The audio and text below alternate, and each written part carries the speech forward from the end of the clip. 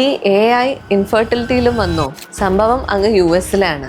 റോബോട്ടുകൾ artificial intelligence use ചെയ്ത് ICSI ചെയ്ത് ഇതുവരെ 20 ബേബീസ് ജനിച്ചു. ഇതുപോലത്തെ ഇൻവെൻഷൻസ് മെഡിക്കൽ ഫീൽഡിൽ ഗുണമാണോ അതോ ദോഷമാണോ? ഒരു ഫെർട്ടിലിറ്റി സ്പെഷ്യലിസ്റ്റ് എന്ന നിലയ്ക്ക് എൻ്റെ ഒപ്പീനിയനും ഇതിൻ്റെ ഒരു പ്രാക്ടിക്കാലിറ്റിയും ഞാനിതിൽ ഡിസ്കസ് ചെയ്യാം. ഹ്യൂമൻ ഐസിന് കാണാൻ പറ്റാത്ത അത്രയും സൂക്ഷ്മമായ ചില ഡീറ്റെയിൽസ് AI പിക്ക് ചെയ്യും. അതുകൊണ്ട് ഇക്സിക്ക് നമ്മൾ സെലക്ട് ചെയ്യുന്ന best sperms, best embryos select ചെയ്യാം. ഇതിനെല്ലാം AI വളരെ നല്ലതാണ്. ഹ്യൂമൻ ആക്ഷൻസ് എപ്പോഴും കോൺസ്റ്റൻ്റ് ആവില്ല.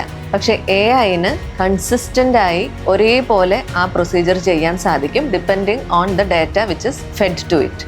എന്നിരുന്നാലും മുന്നിലിരിക്കുന്ന ഒരു മനുഷ്യൻ്റെ മാനസികാവസ്ഥയും ഇമോഷൻസും അയാളുടെ ഫിനാൻഷ്യൽ കൺസ്ട്രെയിൻസും എല്ലാം മനസ്സിലാക്കിയെടുക്കാൻ AIക്ക് ഒരിക്കലും സാധിക്കില്ല.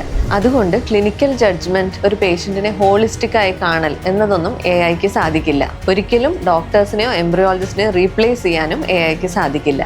എങ്കിലും രോഗികളെ ചികിത്സിക്കുമ്പോൾ ഡോക്ടേഴ്സിന് യൂസ് ചെയ്യാൻ പറ്റുന്ന ഒരു വളരെ നല്ല ടൂളാണ് ആർട്ടിഫിഷ്യൽ ഇൻ്റലിജൻസ്.